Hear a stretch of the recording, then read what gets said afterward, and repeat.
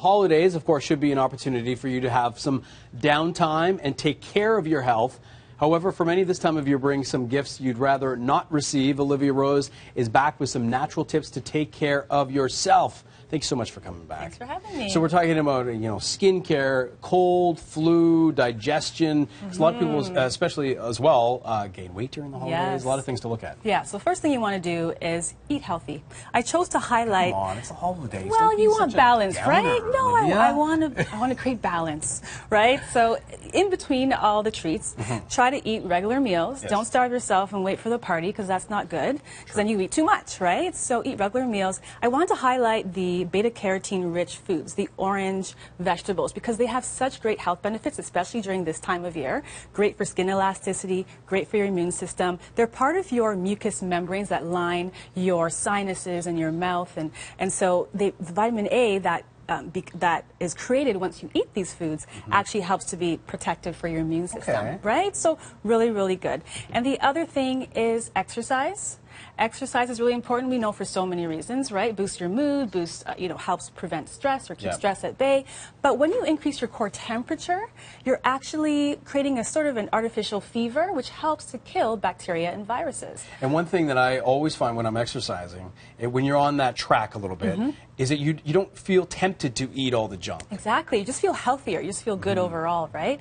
And then the increase in your respiration rate also helps to flush out bacteria and viruses that could be lingering in your respiratory system. So all around, exercise, diet, just keep it in there if you can. Alcohol-free hand sanitizer, rather. I mean, they're everywhere in almost all businesses, schools, you name it. But why alcohol-free? Why is this important? Well, a lot of the mainstream sanitizers are made from alcohol. And for people who are already suffering from eczema, from dry skin, cracked skin, the alcohol can aggravate. So in those cases, I tell people to opt for sanitizers that are alcohol-free if they can. I mean, alcohol is important in sanitizers in general. The reason why they're in there is because they dry out surfaces, they dry out the viruses and bacteria that can be lingering around. But the alcohol-free ones, if you can find them, can be helpful if you have skin issues.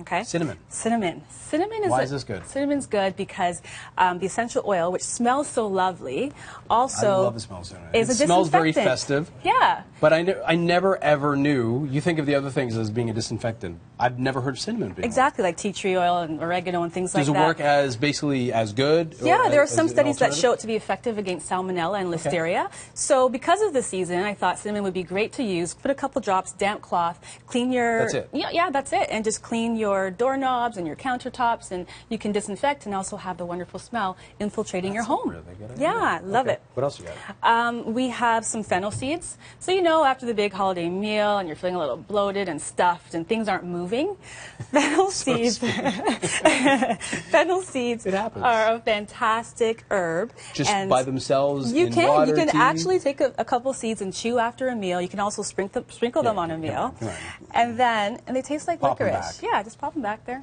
Just chew it. Yeah, feel things moving. It does. It tastes like a licorice. Right? It's really good. How much should you have though? A lot? You just need a little bit. If you're making a tea, you can do a half a teaspoon to a teaspoon with some hot water and have it as a tea.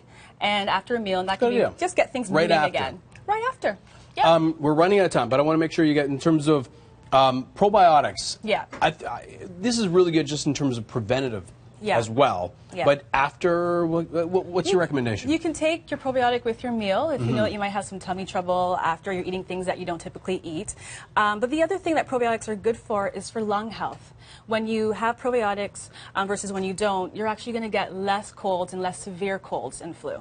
So probiotics are also great for your immune system. And finally, because we have to go, vitamin D. Vitamin D's. You're a big believer in this. I'm huge with vitamin D.